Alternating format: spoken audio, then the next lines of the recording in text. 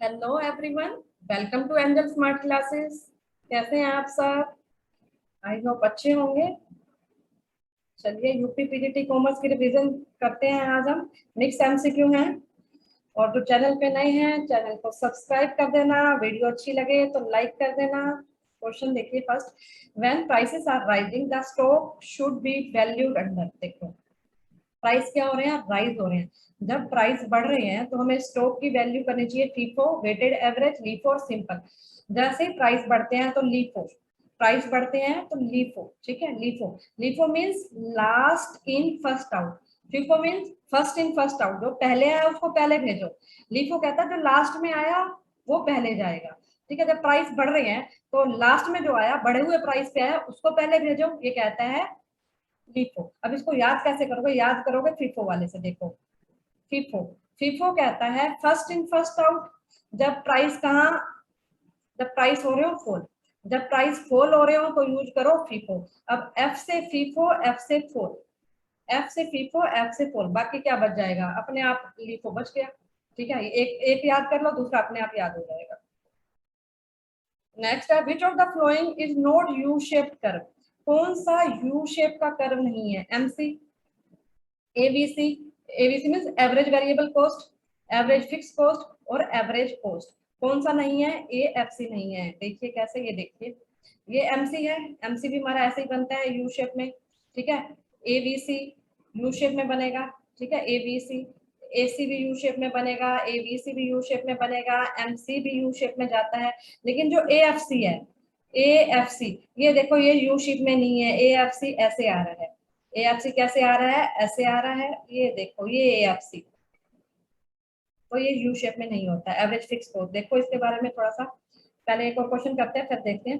Fix cost per unit dash with the increase in output. इसको छोड़ो, पहले पहले ये देखते हैं, एएफसी देखते हैं पहले हम। देखो एएफसी एवरेज फिक्स कॉस्ट, इसका फॉर्मूला क्या होता है? टोटल फिक्स कॉस्ट ली हमने, टोटल फिक्स कॉस्ट ली डिवाइडेड बाय आउटपुट कर दिया। ठीक है, fix cost divided by output, average, average ले लो ना, fix cost divided by output, average आ गई हमारी, एवरेज कॉस्ट आ गई फिक्स कॉस्ट। उसके बाद एवरेज फिक्स कॉस्ट या तो ऐसे निकालो या ऐसे निकाल लो। जो टोटल एवरेज कॉस्ट है, टोटल एवरेज कॉस्ट है, उसमें से वेरिएबल लेस कर दो, क्योंकि कॉस्ट दो, कॉस्ट में दोनों ऐड होती हैं, फिक्स प्लस वेरिएबल।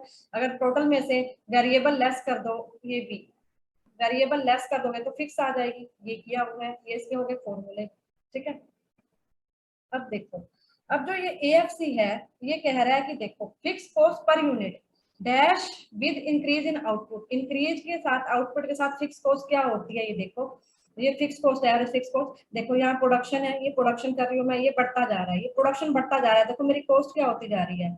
कॉस्ट देखो, कॉस्ट डिक्रीज होती जा रही है। देखो फिक्स कॉस्ट तो रहेगी फिक्स्ड, फिक्स रहेगी, फिक्स उसमें चेंज नहीं होता, लेकिन जो एवरेज फिक्स कॉस्ट होती है वो क्या होती जाती है? डिक्रीज होती जाएगी। ठीक है, ये देखो ये क्या होगी? डिक्रीज होगी। एग्जाम्पल देखो, ये एग्जाम्पल टोटल प्रोडक्शन ले रखा है। फिक्स कॉस्ट देखो फिक्स है, फिक्स फिक्स फिक्स फिक्स रहेगी, टोटल फिक्स कॉस्ट में चेंज नहीं होगा, टोटल तो सेम रहेगी, फिक्स कॉस्ट टीएफसी सेम रहेगी। बट प्रोडक्शन बढ़ा, यहाँ पे 1 यूनिट प्रोडक्शन प्रोड्यूस कर रही हूँ तो 10 आई मेरी, फिर मैंने 2 यूनिट बना दी, यहाँ देखो मेरी कितनी आ गई? 5। ये मैंने कैसे निकाला? ये मैंने निकाला ऐसे, total fix cost divided by output, ये फॉर्मूला लगा दिया मैंने। 10 डिवाइडेड बाय 2, 10 डिवाइडेड बाय 1।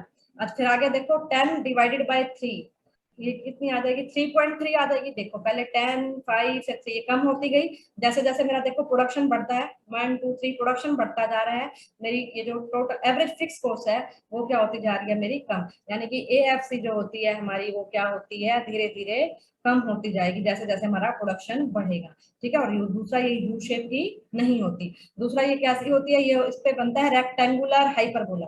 कई बार ये क्वेश्चन आता है, रेक्टेंगुलर हाइपरबोला किसमें बनेगा? एएफसी में।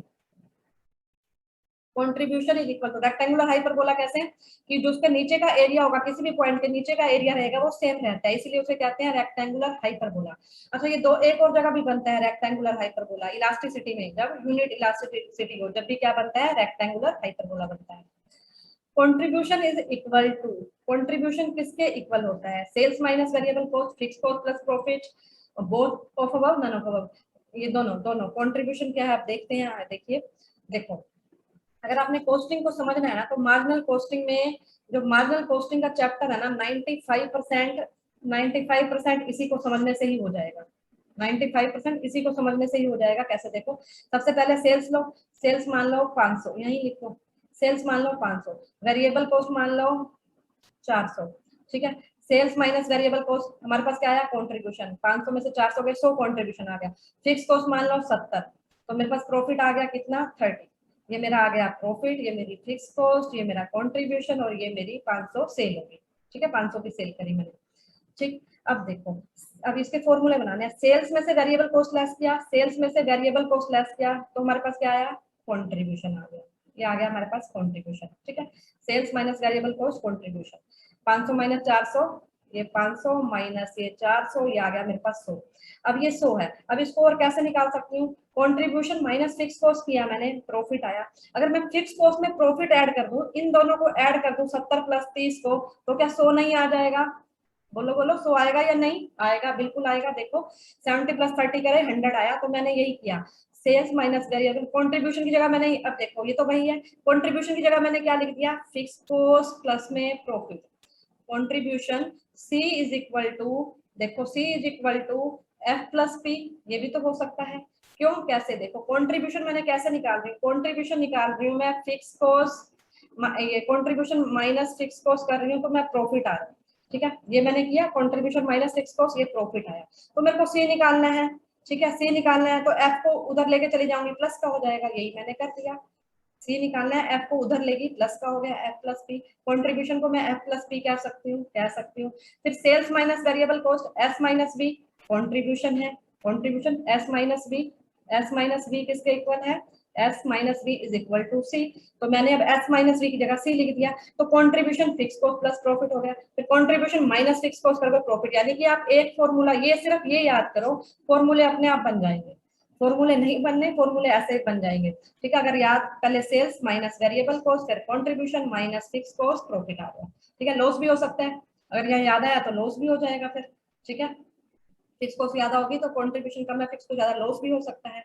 तो इसको याद कर लो, या तो ट्रिक से याद कर लो, सारे वेले छिछोरे फेल, भाई जो भी वेला छिछोरा है वो सारे क्या हो गए, सारे फेल हो गए। क्यों, वो पढ़े ही नहीं, पढ़ेगा भाई जो पास वही होगा जो पढ़ेगा, ठीक है। ट्रिक है भाई, ये ट्रिक है, जस्ट सारे वेले छिछोरे फेल, पास बाकी सारे पास, पास हो गए बाकी, ठीक है। सारे वेले छिछोरे फेल, जो उसके बाद पास हो गए सारे, ठीक है। तो इससे याद भी रख सकते हो इसको। तो हमारा वहां दोनों था क्वेश्चन में, सेल्स माइनस वेरिएबल कॉस्ट, देखो कंट्रीब्यूशन हो गया, contribution is equal to sales minus variable, fix cost plus profit भी क्या होता है हमारा, कंट्रीब्यूशन हो जाता है। इसको अच्छे से ध्यान में रखना, क्योंकि आगे जो क्वेश्चन आएगा इसके बेस पे आ जाएगा, देखना। Profit volume ratio indicates the relationship between, profit volume ratio, PV ratio किसके बीच में रिलेशनशिप बताती है, profit and cost, profit and volume, contribution and sales. Profit volume ratio ये बताती है कंट्रीब्यूशन और सेल्स में रिलेशन बताती है, किसमें, कंट्रीब्यूशन और सेल्स में। देखो पीवी रेशियो क्या इंडिकेट करती है, रिलेशनशिप बताएगी between the contribution and sales में, ठीक है। इसको किस में एक्सप्रेस करते हैं, परसेंटेज में, पीवी रेशियो परसेंटेज में आती है। तो पीवी रेशियो का फॉर्मूला देखो, कंट्रीब्यूशन यही देखो, यही रिलेशनशिप ही तो बता रही है कंट्रीब्यूशन और सेल्स में, यही लिखना है हमने, कंट्रीब्यूशन डिवाइडेड बाय सेल्स। अब सी को हम क्या लिख सकते हैं, सी को हमने ऊपर पढ़ा, सी को लिख सकती हूँ मैं S माइनस बी, या सी को मैं क्या लिख सकती हूँ, F प्लस पी, दोनों लिख सकती हूँ। तो यही दोनों किया, सी की जगह एक बार लिख दो F प्लस पी, नीचे S, एक फॉर्मूला ये, सी की जगह लिख दो S माइनस बी, एक फॉर्मूला ये। तो देखो सिर्फ मैंने इसलिए कहा था वो बॉक्स को समझ लो, ये सब देखो अपने आप हो जाएगा। उसके बाद ये जब यूज होंगे तीनों फॉर्मूले, जब 1 ईयर का डाटा गिवन हो, जब 2 ईयर का डाटा गिवन हो, तो पीवी रेशियो के लिए हम यूज करते हैं change in profit, change in sales, change in profit, change in sales. अच्छा, इसके अलावा तो जो कॉस्टिंग का थोड़ा बहुत और कंसेप्ट रह गया, मैंने प्रीवियस पेपर करवाया था पीजीटी का, तो उसमें यूनिट कॉस्टिंग क्या है, एलोकेशन कॉस्टिंग क्या है, अब्सॉर्प्शन कॉस्टिंग क्या है, मैंने वहां उसको समझा रखा है, तो आप वहां से कर सकते हो, ठीक है। और इसकी भी मार्जिनल कॉस्टिंग की भी डिटेल वीडियो है, आप वहां से भी देख सकते हो, और किसी को देखना है तो। At break even point, break even point पे क्या होता है, profit is more than cost, loss is higher, no profit no loss, profit is higher, ये simple question. Break even point पे profit no loss. Break even point क्या होता है, देखो ब्रेक इवन पॉइंट वो होता है जहाँ पे कोई प्रॉफिट नहीं है, जहाँ पे लॉस नहीं है। कैसे, देखो मान लो मैं किसी चीज को बना रही हूँ, मेरा 100 ही खर्चा आ रहा है, खर्चा कितना आ रहा है, 100 आ रहा है, उस चीज को मैं 100 रुपए में ही बेच रही हूँ, 100 ही मेरा टोटल खर्चा आया, 100 में ही मैंने बेचा, तो ये मेरा पॉइंट क्या हो गया, ये मेरा पॉइंट हो गया ब्रेक इवन पॉइंट, क्योंकि इस पॉइंट पे ना तो मुझे प्रॉफिट हो रहा है ना ही मुझे लॉस हो रहा है। अगर ब्रेक इवन पॉइंट से पीछे जाओगे, यहाँ जाएंगे, ठीक है, कम यूनिट, यानी कि अगर मैं 100 यूनिट बना रही हूँ या 10 यूनिट बना रही हूँ, मान लो 10 यूनिट बना रही हूँ मैं, 10 यूनिट को बनाने में मेरा 100 ही खर्चा आया, 100 ही मेरे क्या आई, सेल करी मैंने, 100 ही मेरे को मिला, तो मेरे को प्रॉफिट भी नहीं हुआ, लॉस भी नहीं हुआ, वो हो गया मेरा ब्रेक इवन पॉइंट। अगर ब्रेक इवन पॉइंट से कम बनाओगे, यहाँ पे 10 यूनिट बन रही है, उससे कम यूनिट बनाओगे, जितने भी कम बनाओगे तो वो होगा लॉस आपका, ठीक है। ब्रेक इवन पॉइंट से कम बनाओगे लॉस होगा, ब्रेक इवन पॉइंट से ज्यादा बनाओगे तो क्या होगा आपको, मार्जिन, मार्जिन वहां पर प्रॉफिट होगा वो, ठीक है, मार्जिन। तो ब्रेक इवन पॉइंट पे क्या होता है, fix cost divided by point पे फॉर्मूला क्या है, fix cost divided by contribution. अब देखो हमने ऊपर का बॉक्स पढ़ा था, S minus B is equal to C minus F is equal to P. अब देखो यहाँ पे मैंने 100 लिया था, ठीक है, यहाँ मैंने 70 लिया, यहाँ मैंने 30 लिया। ब्रेक इवन पॉइंट क्या है, नो प्रॉफिट नो लॉस, यानी कि यहाँ पे क्या आ जाएगी, जीरो, तो यहाँ जीरो आएगी, तो यहाँ क्या आएगा, 100। यानी कि कंट्रीब्यूशन और फिक्स कॉस्ट दोनों क्या है, इक्वल है ब्रेक इवन पॉइंट पे, तो F divided by C, F divided by C, ठीक है, F और डिवाइडेड बाय क्या आ जाएगा हमारा, C आ जाएगा। उसके बाद देखो formula of margin of safety, margin of safety क्या कहता है, यही ऊपर वाली जो हमने बात की, ब्रेक इवन पॉइंट क्या हुआ, जहां पे ना तो हमें कोई प्रॉफिट हो रहा था ना लॉस हो रहा था, 100 ही हमारी इनकम, 100 ही हमारा खर्चा था, ठीक है, तो हमें क्या आ रहा था यहाँ पे, नो प्रॉफिट नो लॉस वाली सिचुएशन थी हमारी। अगर हम इससे कम बनाते हैं तो हमें लॉस होता है, इससे जितना ज्यादा बनाएंगे हमें, मान लो मैं 10 यूनिट बना रही थी, अगर मैं 15 यूनिट बनाती हूँ, मैं अगर 25 यूनिट बनाती हूँ, तो मेरे को क्या होगा, यहाँ पे मैं इस साइड पे सेफ हूँ मैं, तो यहाँ मेरे को मार्जिन होगा, प्रॉफिट होगा, यहाँ पे मार्जिन होगा जितनी ज्यादा यूनिट बनाऊंगी मैं।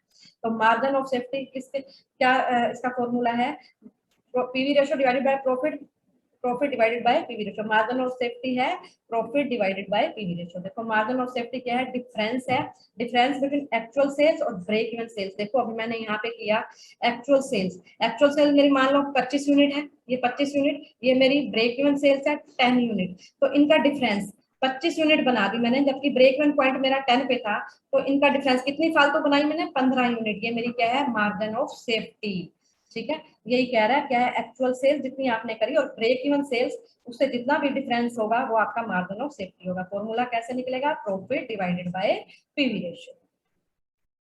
नेक्स्ट है which one is the principle of Henry Fayol, Henry Fayol का क्या प्रिंसिपल है, हेनरी फ्योल का बहुत इंपॉर्टेंट, हेनरी फ्योल का प्रिंसिपल है, principle of division of work है, प्रिंसिपल ऑफ प्लानिंग मोटिवेशन और कंट्रोल, सबको पता है, principle of division of work, जिसको जो काम आता है उसको वो काम दे दो, जिससे वो क्या हो जाएगा, उसका स्पेशलाइजेशन हो जाएगा काम में, ठीक है। ये देखो 14 प्रिंसिपल्स हेनरी फ्योल ने कितने प्रिंसिपल्स दिए थे, 14 प्रिंसिपल्स दिए थे, ये वर्क डिवीजन, ये देख लेना भाई, ठीक है, ये देख लेना।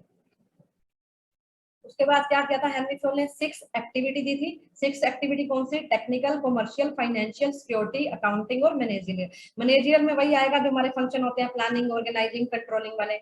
अकाउंट, हाँ ये देखो इसने दिया था कमांडिंग, कोऑर्डिनेटिंग और controlling. Accounting activities, account balance sheet वगैरह बनाना, सिक्योरिटी, प्रॉपर्टी की सिक्योरिटी होनी चाहिए, फाइनेंशियल एक्टिविटीज, पैसे का यूज करना, commercial active, commercial means buying selling करना, टेक्निकल मींस प्रोडक्शन वगैरह, मैन्युफैक्चरिंग वगैरह। याद कैसे करोगे, सिटी में फंसा, ये मैंने पहले भी बताया था, सीटी, कॉमर्शियल, टेक्निकल, मैनेजरियल, फंसा, फाइनेंशियल है, सिक्योरिटी है, और ऐसे अकाउंटिंग, सिटी में फंसा। सिटी में बहुत ट्रैफिक था भैया, सिटी में फंस गया, हेनरी फ्योल बहुत ट्रैफिक था तो सिटी में फंस गया वो। ये फंक्शन दिए थे 5 फंक्शन, हेनरी फ्योल ने कौन से फंक्शन दिए थे, planning, organizing, commanding, coordinating, controlling, कोक बन गया ये, POCCC कोक दिया था हेनरी फ्योल ने, प्लानिंग, ऑर्गेनाइजिंग, ये सी से याद रखना, कमांडिंग, कमांडिंग, कोऑर्डिनेशन, जबकि कोऑर्डिनेशन को कहा जाता है sense of management, sense of management, TDT में क्वेश्चन आया था, सेंस ऑफ मैनेजमेंट क्या है, कोऑर्डिनेशन, जबकि हेनरी फ्योल ने क्या कहा, कोऑर्डिनेशन क्या है, एक फंक्शन है। सेंस ऑफ मैनेजमेंट का मतलब है हर फंक्शन में ये इंपॉर्टेंट है, जबकि हेनरी फ्योल ने इसको सेपरेट फंक्शन ही बता दिया, ठीक है, और सी से कंट्रोलिंग है। The general reserve at the time of admission of a partner is transferred to, देखो भी जनरल रिजर्व बचा हुआ है, रिजर्व था जो भी एडमिशन हो रहा है पार्टनर का, सारा वो कहाँ चला जाएगा, सारा का सारा पार्टनर्स की कैपिटल अकाउंट में डाल देंगे, और पार्टनर्स की कैपिटल अकाउंट में चला जाएगा, वो सब बांट लेंगे वो, ठीक है। Dash is an elaborate, time-consuming practice of having managers justify activities and costs as if they were being undertaken for the first time। ये देखो कुछ नहीं समझ में आया मुझे, बट मुझे ये समझ में आ गया क्या बात कह रहा है ये, कि आप जो ये एक्टिविटीज जो है आपकी कॉस्ट जो है आप उसको जस्टिफाई कर रहे हो फर्स्ट टाइम, ठीक है, undertaken for the first time.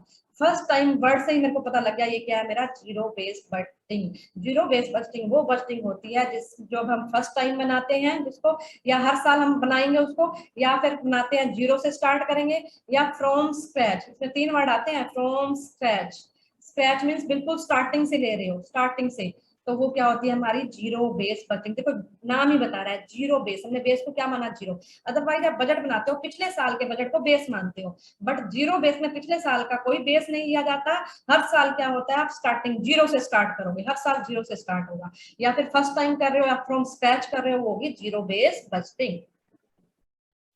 Which one is efficiency ratio? Efficiency ratio कौन सी है, acid test ratio, gross profit ratio, debt equity ratio, inventory turnover ratio. Efficiency ratio है हमारी इन्वेंटरी टर्नओवर रेशियो। देखो जो हमारी रेशियो है, लिक्विडिटी रेशियो, प्रॉफिटेबिलिटी रेशियो है, लिवरेज रेशियो है, एफिशिएंसी, एक्टिविटी या टर्नओवर रेशियो। इसके 3-4 नाम है, टर्नओवर रेशियो भी इसको कहते हैं, ठीक है। लिक्विडिटी में current ratio, quick ratio, profit की बात कर रहा है, gross profit, operating ratio, net profit. Leverage means long term solvency भी कहते हैं इसको, लॉन्ग टर्म सोल्वेंसी भी कहते हैं इसको, डेट टू इक्विटी, डेट है, प्रोप्राइटरी या interest coverage ratio.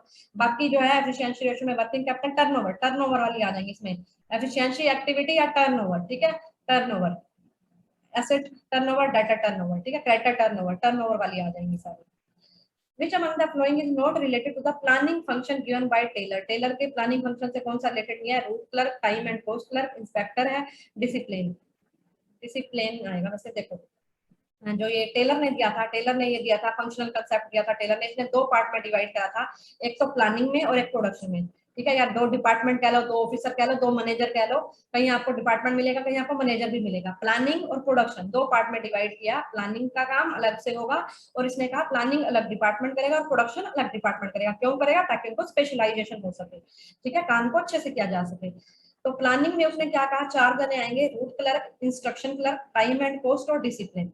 Root, instruction, time and cost और डिसिप्लिन। रूट क्या होगा, जब मेरे को एमपी से जाना है यूपी, एमपी से यूपी जाना है तो मेरे को रूट पता होना चाहिए, तो रूट क्लर्क रूट बताएगा, ठीक है। इंस्ट्रक्शन क्लर्क इंस्ट्रक्शन देगा आपको, पहले कौन सी बस पकड़नी है, फिर कौन सी बस पकड़नी है, कैसे काम करना है, ये इंस्ट्रक्शन देगा। टाइम, कितना टाइम लगेगा एमपी से यूपी जाने में, कितना टाइम लगेगा ये टाइम बताएगा, और कितने कॉस्ट, कितना आपका टिकट का खर्चा आएगा, ठीक है। तो ये क्या बताएगा, टाइम बताएगा, ठीक है। जब बिजनेस की बात कर रहे हैं तो इंस्ट्रक्शन देगा काम को कैसे करना है, फिर कितना टाइम लगेगा उस काम को करने में, कितनी कॉस्ट आएगी। डिसिप्लिन ये बताएगा कि सब चीज उसमें हो रही है, डिसिप्लिन में हो रही है, यानी कि ऐसा तो नहीं है कि आप आपका एग्जाम है और आप बैठ के मम्मी से बातें कर रहे हो, पापा से बातें कर रहे हो, नहीं भी, डिसिप्लिन में रहना है, ठीक है, डिसिप्लिन में रहो। जब एग्जाम दे लोगे फिर आराम से बातें करना, तो डिसिप्लिन, डिसिप्लिन भी जरूरी होता है।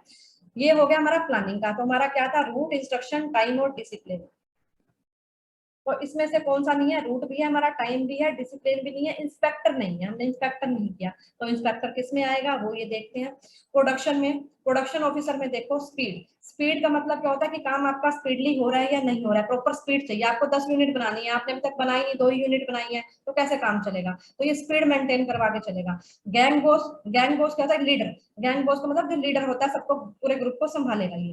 रिपेयर मीन्स ये देखेगा कि मशीनरी हमारी कोई टूट फूट तो नहीं है, मशीनरी अगर रिपेयर की जरूरत है तो रिपेयर करवाएगा ये, ठीक है, रिपेयरिंग का काम हो गया। इंस्पेक्टर क्या करेगा, क्वालिटी चेक करेगा, जो प्रोडक्शन हुआ क्वालिटी सही है या नहीं है, वो इंस्पेक्ट करेगा क्वालिटी को, ठीक है। तो इसको याद कर सकते हो, जी सर, जी सर। आप सर ने आपको आवाज लगाई, आपने कहा जी सर, ठीक है। जी से गैंग, जी से गैंग वाला हो गया, एस से स्पीड हो गया, बस आई से याद रखना है इंस्पेक्टर, क्योंकि आई इसमें भी है, तो ये चीज याद रखनी पड़ेगी, जी सर।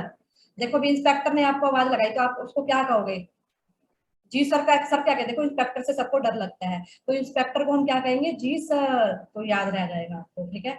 इंस्पेक्टर को हम सभी क्या कहते हैं, डर लगता है भी, इंस्पेक्टर से अंदर नहीं करते, ठीक है। वैसे तो खैर ऐसे तो नहीं करेंगे, किसी की गलती हो जब भी करते हैं, बट फिर भी ट्रिक बनानी है हमने, तो ट्रिक कैसे बन गई, जी सर। इंस्पेक्टर को हम क्या कहेंगे, जी sir.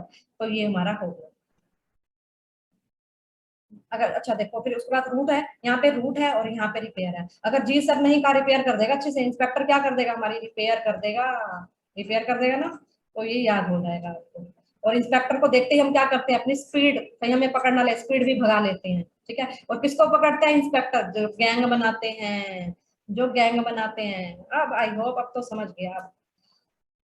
The practice of management, ये ऑथर ये बुक्स हैं और किसने लिखी, देखो द प्रैक्टिस ऑफ मैनेजमेंट सभी को पता है, Peter Drucker. Philosophy of management लिखी थी ओलिवर शेल्डन, ओलिवर शेल्डन ने लिखी थी फिलोसफी ऑफ मैनेजमेंट। साइंटिफिक सबको पता है, science science science Taylor. Science कौन लगाता है अपनी, टेलर लगाता है, किसमें, कपड़ों को स्टिच करने में साइंस लगाता है, थोड़ा कपड़ा हो जब भी वो सूट स्टिच करके दे देता है, टेलर साइंस यूज करता है। Henry Fayol journal and administration industrial administration, ये किसकी है, हेनरी फ्योल की। जनरल इसी में तो उसने प्रिंसिपल दिए थे, 14 प्रिंसिपल्स दिए थे। अच्छा किसके प्रिंसिपल यूनिवर्सल हैं, साइंटिफिक ये इसके टेलर के साइंटिफिक वाले या हेनरी फ्योल के, हेनरी फ्योल के। Promoting team spirit harmony, team spirit की बात कर रहा है। टीम स्पिरिट की बात करते ही हमें यहाँ से कीवर्ड मिल जाता है हार्मनी, यूनिटी होनी चाहिए within the organisation is the principle. कौन सा प्रिंसिपल है, order scale up chain spirit de corps. Spirit de corps यही कहता है, कोप्स कहता है कि टीम स्पिरिट होनी चाहिए, यूनियन इज स्ट्रेंथ होना चाहिए। ऑर्डर मींस हर चीज अपनी जगह पे होनी चाहिए, प्रॉपर प्लेस पे होनी चाहिए। स्केल अप चेन कहेगा एक सीक्वेंस में आती है अथॉरिटी, एक सीक्वेंस में आएगी। आपको अपने बॉस को अपनी रिपोर्ट दोगे, उससे ऑर्डर लोगे। हाँ अगर कहीं पे इमरजेंसी है तो गैंग प्लान, एक्सेप्शन था गैंग प्लान, उसको यूज कर सकते हो। उसके बाद which one of the following is the oldest form, oldest कौन सी है, सबसे पहले लाइन। लाइन में क्या है, एक लाइन में अथॉरिटी डिस्ट्रीब्यूट होगी, एक लाइन में चलती है।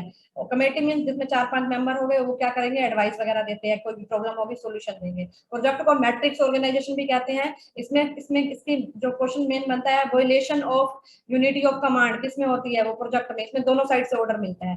फंक्शनल में पहले करवा चुकी हूँ, पीजीटी वाले में देखना क्वेश्चन आया भी हुआ था, वहां मैंने इसका डायग्राम से करवाया था। फंक्शनल मींस फंक्शन के बेस पे आपने ऑर्गेनाइजेशन को डिवाइड कर दिया, जैसे मार्केटिंग फंक्शन अलग कर दिया, प्रोडक्शन अलग कर दिया, एचआरएम अलग कर दिया, फाइनेंस अलग कर दिया। The interest on partners drawing is debited. देखो ऐसे क्वेश्चन गलत हो जाते हैं। देखो इंटरेस्ट ऑन पार्टनर ड्राइंग की बात कर रहा है। ड्राइंग देखो, ड्राइंग क्या है, बिजनेस के लिए तो इनकम होगी, आपको इंटरेस्ट मिल रहा है, बट इंटरेस्ट लग रहा है ड्राइंग्स पे, तो पार्टनर के लिए क्या है, ये एक्सपेंस है। एक्सपेंस है तो पार्टनर की कैपिटल से कट कर दो, डेबिट कर दो पार्टनर की कैपिटल को। अगर यही होता interest on capital, interest on capital होता तो इंटरेस्ट ऑन कैपिटल फिर बिजनेस के लिए तो खर्चा था, but interest on capital partner के लिए क्या थी, इनकम थी, तो पार्टनर की कैपिटल में क्या हो जाता, क्रेडिट हो जाता। ठीक, company issued 5000 equity shares of 10 each at par, par पे इशू किए 5/10, ठीक है। एक्स जिसको कितने शेयर अलॉट हुए 40, डिड नॉट पे ओनली फर्स्ट कॉल। देखो भी अब सारा क्वेश्चन यहीं से देखो, सबसे पहली गलती तो 5000 को मत लेना, क्योंकि एक्स की बात कर रहा है, हमने 40 को कंसीडर करना है। फिर दूसरा कह रहा है ओनली, उसने ओनली क्या नहीं पे किया, फर्स्ट एंड फाइनल कॉल भी यही, फाइनल भी यही थी, फर्स्ट भी यही और फाइनल भी यही। यानी कि उसने 40 शेयर थे, 10 रुपए का एक शेयर, उसने सिर्फ 3 रुपए नहीं दिए, 3 रुपए नहीं दिए, इसका मतलब उसने कितने दे दिए, बाकी 7 दे दिए, 7 दे दिए। तो शेयर फॉरफीचर में क्या होगा, एंट्री कर देंगे हम share capital debit, share capital debit to share forfeiture, to share forfeiture, और क्या नहीं दिया, फर्स्ट एंड फाइनल कॉल नहीं दी। फाइनल कॉल 40 शेयर है, 30 रुपए की फाइनल कॉल होगी, 120 हो गया। 40 शेयर 10 रुपए का एक शेयर 400 हो गया। तो शेयर फॉरफीचर में कितना है, 7 रुपए, 40 इंटू 7 280, 280 हमारा हो गया answer. Eight the time of dissolution of the firm loan from partners relative. देखो चाहे लोन किसी से लिया हो, चाहे पार्टनर के रिलेटिव से भी लिया हो, लोन सबका थर्ड पार्टी का ही लोन माना जाएगा। तो थर्ड पार्टी से लोन लेता है तो क्या जब बनाते हैं हम डिसोल्यूशन के टाइम में, हम बनाते हैं रियलाइजेशन अकाउंट बनाएंगे। रियलाइजेशन अकाउंट बनाते हैं तो हम बुक वैल्यू पे हम यहाँ सारी एसेट दिखाएंगे, यहाँ सारी हम लाइबिलिटी दिखाएंगे, ठीक है। तो इसको कहाँ ट्रांसफर कर देंगे हम, लोन को रियलाइजेशन अकाउंट में ट्रांसफर टू रियलाइजेशन अकाउंट में ट्रांसफर हो जाएगा, ठीक है। उसके बाद एसेट को सेल कर देते हैं, पैसा आ जाता है, लाइबिलिटी की क्या कर देते हैं, पे कर देते हैं। यहाँ पे पेमेंट कर देंगे, एसेट को सेल करके पैसा आ जाएगा। Unrecorded asset when realise is credited to. देखो अनरिकॉर्डेड एसेट है, ठीक है, अनरिकॉर्डेड एसेट है, ठीक है, when realise is credited to.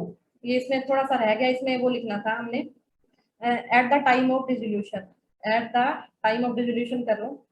Eight the time of dissolution की बात कर रहा है, जब डिसोल्व हो रही है फर्म, ठीक है, जब फर्म डिसोल्व हो रही है तो हमारी अनरिकॉर्डेड एसेट थी, हमें रिलाइज होगी तो हम किसको क्रेडिट करेंगे, डिसोल्यूशन के टाइम पे, ठीक है, डिसोल्यूशन करो क्रेडिट करेंगे। देखो जब मैं ये बना रही हूँ रियलाइजेशन अकाउंट, ठीक है, रियलाइजेशन अकाउंट बना रही हूँ मैं, देखो मैंने यहाँ पे बुक वैल्यू पे एसेट दिखा दी, यहाँ पे लाइबिलिटी दिखा दी, बट एसेट तो यहाँ पे है ही नहीं क्योंकि अनरिकॉर्डेड है। अनरिकॉर्डेड है मींस मैंने यहाँ नहीं दिखाई तो भी कोई बात नहीं, हम उसको सेल तो करेंगे, पैसा तो आएगा, पैसा आएगा तो हम यहाँ दिखाएंगे। ठीक है, पैसा यहाँ दिखाएंगे तो हम क्या कर देंगे, क्रेडिट कर देंगे realisation account, bank account debit to realisation account, entry होगी बैंक टू रियलाइजेशन। ये आ गया हमारा रियलाइजेशन अकाउंट क्रेडिट हो जाएगा। ध्यान से देखना इस एंट्री को, bank account debit to realisation, realisation हमारा क्या हो जाएगा, क्रेडिट हो जाएगा।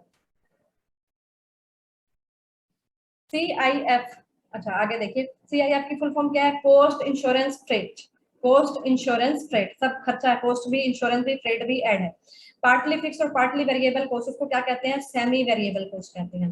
वेल्थ टैक्स और इनकम टैक्स कहते हैं। ये 2 बार क्वेश्चन आया हुआ, मैंने इसलिए ले लिया, मुझे पता है आपको आता होगा, मुझे ये भी पता है और इजी भी है, मुझे पता है, लेकिन फिर भी मैंने ले लिया क्योंकि हम रिवीजन कर रहे हैं। रिवीजन में तो हम सभी करेंगे ना, टफ भी और जो इजी है वो भी। तो इनकम टैक्स कैसा टैक्स है, डायरेक्ट टैक्स है। डायरेक्ट टैक्स कैसे है, डायरेक्ट टैक्स वो होता है जिसकी इनकम पे लगता है, जिसपे बर्डन पड़ा वही पे करता है। मैं, मेरी इनकम पे टैक्स लग रहा है, मैं ही पे कर रही हूँ डायरेक्ट टैक्स।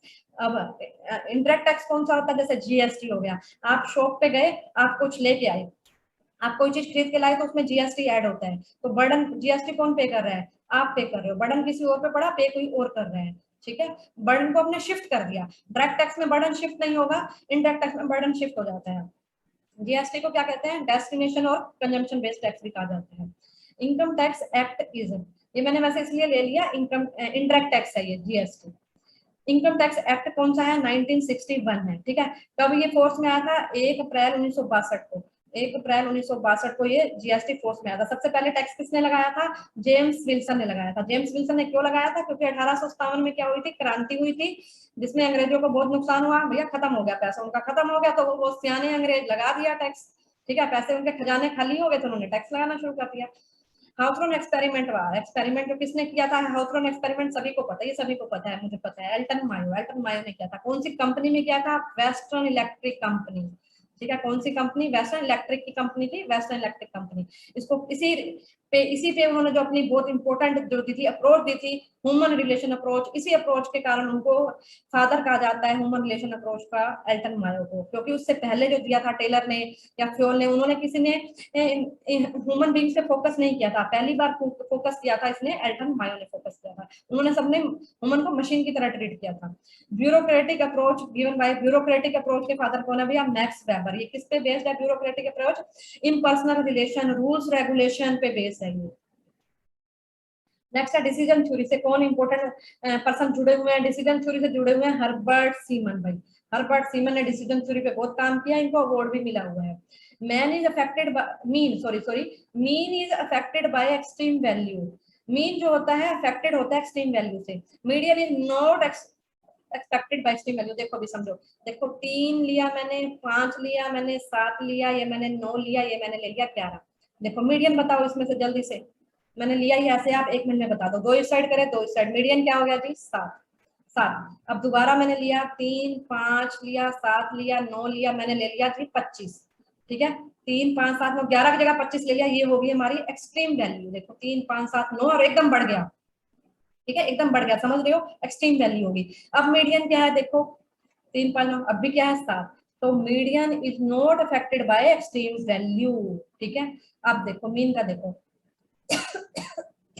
ऐसे ही मीन निकाल लोगे, मीन निकालोगे, जैसे 2 छोटा लेती हूँ मैं, 2 3 5 और क्या ले लूं जो कट जाए जल्दी, 3 4, 4 ले लूं, 4 ले लूंगी, कितना हो गया, मीन कितना हो गया, 9 डिवाइडेड बाय 3 नंबर है, तो मीन हो गया मेरा 3, मीन हो गया 3। अब मैंने लिया 2 3, 2 3 की जगह मैंने ले लिया, कट जाए वो लेती हूँ, 3 से जो कट जाए, 2 और 3 5, 5 ले लूं, 16 ले लूं, 16 ले लूं, 16 ले लेती हूँ, 21 हो जाएगा ना, 21 हो गया। अब मेरा मीन क्या आया, 21 डिवाइडेड बाय 3 7। 7, देखो 3 से सीधा बढ़कर 7 हो गया। क्यों हुआ 7 एकदम, क्योंकि मैंने यहाँ पे एक्सट्रीम वैल्यू ले ली। तो मीन पे तो एक्सट्रीम वैल्यू अफेक्ट होती है, बट देखो यहाँ मीडियन में अफेक्ट नहीं हुई। ठीक है, median is not affected by extreme value और mean is affected by extreme value. ठीक है, हमने वो भी किया था, मीन और मीडियन क्या होते हैं, ओरिजिन से भी इम्पैक्ट होते हैं और स्केल से भी इम्पैक्ट होते हैं। ठीक है, जबकि कोरिलेशन नहीं होता था। ठीक है, तो ये इंपॉर्टेंट है। Thank you so much for listening and watching. Video अच्छी लगी है तो लाइक तो कर ही दिया करो भाई, ना भी अच्छी लगे तब भी कर दिया करो, लाइक करने में क्या चला जाता है। अब ये मत करना जब अच्छी नहीं लगी तो क्यों लाइक करें। चलो ठीक है, मर्जी है भाई। सब्सक्राइबर वो तो कर सकते हो, अगर पसंद आता है चैनल तो सब्सक्राइब जरूर करना, आगे फ्यूचर में आपके लिए चैनल बेनिफिशियल रहेगा। ठीक है, मिलते हैं नेक्स्ट लेक्चर में। अब एक रह गया, टीजीटी का पार्ट करवा दूंगी, एक टीजीटी का थर्ड पार्ट डाल दूंगी मैं, 2 पार्ट हो गया, एक लास्ट पार्ट है वो करना। टीजीटी का पेपर एक बार देख के जरूर जाना, ठीक है, एक बार जरूर देख के जाना।